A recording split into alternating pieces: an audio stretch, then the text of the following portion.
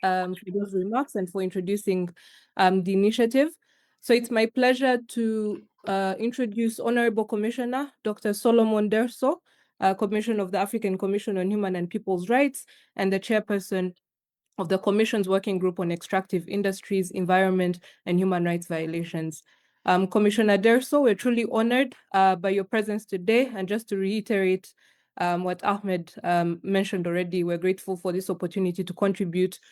through this consultation to the ongoing process of developing the general comments. So we're keen to learn more about the significant progress that has already been made by the working group so far and the opportunities for further civil society engagement moving forward. So thank you so much for making the time to join us, and I invite you to please take the floor. Thank you very much, Welda. First of all, a very good afternoon or good morning to all of you, dear friends, colleagues, who joined us today for this important conversation that different institutions, particularly ERA, put together. I am deeply grateful for the work that and the leadership that you have been playing in the lead up to and since the adoption of the African Commission's resolution, which mandated the Working Group on Extractive Industries for facilitating the development of the general comment on the right to environment under Article 24 of the African Charter on Human and People's Rights. Ahmed, thank you for your kind statement and indeed the work that we do at the African Commission on Human and People's Rights writ large, and the working group in particular on extractive industries, environment, and human rights wouldn't be possible without active engagement, collaboration, and support from the wider human rights community. And in this respect, when it comes to the general comment on the right to environment from the community that is present here today. So thank you on behalf of all the members of the Working Group on Extractive Industries, Environment, and Human Rights. The African Commission's Working Group on Extractive Industries, Environment, and Human Rights is one of the special mechanisms of the Commission that is established in order to address human rights and environmental issues that arise in particular in the extractive industries sector. It was tasked to undertake studies, to initiate responses to emerging human rights and environmental issues that arise in the context of extractive industries, and also to advise the work of the African Commission on Human and People's Rights in the promotion and protection of human and people's rights, particularly rights issues that arise in the context of extractive industries. And it had carried out various activities towards the development of studies, soft law instruments, some of which include the background study on extractive industries, environment, and human rights that the Commission adopted, the state reporting guidelines and principles on Articles 24, on Articles 21 and 24 of the African Charter on Human and People's Rights. In many of the activities that the working group carried out, often it focused mostly on issues that arise, of course, covering Article 24 as well, but much of the focus has been on Article 21 of the African Charter on Human and People's Rights, which, as you may know, guarantees the right of all peoples to natural resources. And it is one of the most extensive provisions. It contains one of the most extensive provisions of the African Charter on Human and People's Rights. In the course of the execution of our mandate as the working group, we have come to observe, first, the threat facing the environment has been on the increase, and environmental rights have become under enormous pressure and threat over the course of time. On the one hand, we have environmental degradation arising from various aspects of issues, including not just limited to extractive industries, but broadly various human activities that lead to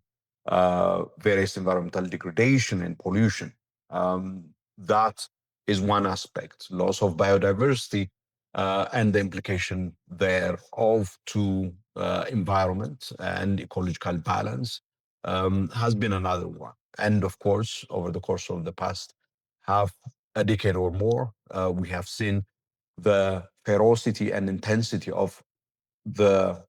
climate change induced extreme weather events having devastating consequences on the well-being of affected communities, but also on the environment. And the combination of all these developments indicated to us that we need to have a dedicated engagement on the right to environment under Article 24 of the African Charter on Human and People's Rights. And it is, again, with this background that we in the African Commission, through the initiative from the working group, proposed the adoption of that resolution on the general comment. So the idea is really to address the legal, institutional, and implementation gaps around the promotion, respect for, and protection of the right to environment. And these, of course, cover a wide range of issues, not only in terms of the kind of clarifying and clearly articulating the kind of obligation that the states parties bear under Article 24 of the Charter on and of itself, but also as Article 24 of the Charter relates to all other rights in the African Charter on Human and People's Rights. That is one aspect of it. And the other aspect of it is basically the identification of the various sources of threat to the right to environment, whether they relate to the impact that the pressure that environmental rights groups, social movements, indigenous communities, and affected communities find themselves in, both in terms of state actors, but also non-state actors, particularly non-state economic actors, who, because of investment and so on, have particular interest uh, in pursuing certain activities without limitations and restrictions coming from the protection of the environment and indeed the right to environment writ large. And it is within this framework that we now are trying to also identify the kind of obligations that non-state actors, particularly private actors, would bear within the framework of Article 24 of the Charter. And importantly, profoundly importantly, the kind of protection that Article 24 extends to local communities, to various groups who, on account of their socioeconomic, their mode of survival, mode of livelihood, and their identity, actually depend on the preservation, conservation, and protection, and then development of the environment. What kind of protection does Article 24 of the Charter extend to this group of people? What kind of protection does Article 24 extend to civil society organizations working in and environmental defenders engaging in advancing the protection and preservation of the environment, and also in terms of remedies, access to remedies that communities would have, in terms of accountability, systems of accountability, and redress that needs to be put in place. And ultimately, of course, the kind of avenues that Article 24 avails for bringing cases, but also for alerting the African Commission on Human and People's Rights for it to initiate various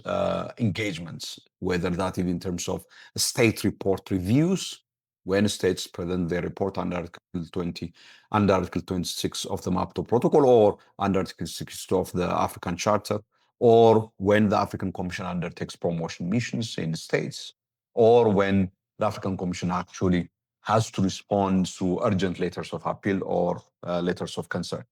or, of course, ultimately in terms of the processing of specific complaints that need to be adjudicated by the African Commission on Human and People's Rights, and the kind of really arrangement that needs to be put in place in that respect. And here, I think that is where I'll stop. It is extremely important that the lived experiences of affected communities in various parts of the continent are adequately captured. And that becomes the basis on which we actually inform the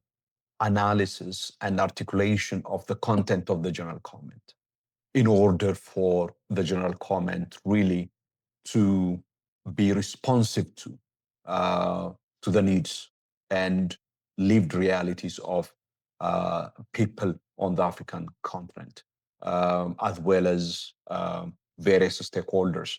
who form part and parcel of the system that is necessary for advancing and upholding the right to environment under Article 24 of the African Charter, including environmental defenders. So these are really the kinds of issues that we would like to see reflected. And I'm very pleased by the initiative that you have put together here. And I urge and call on all of you to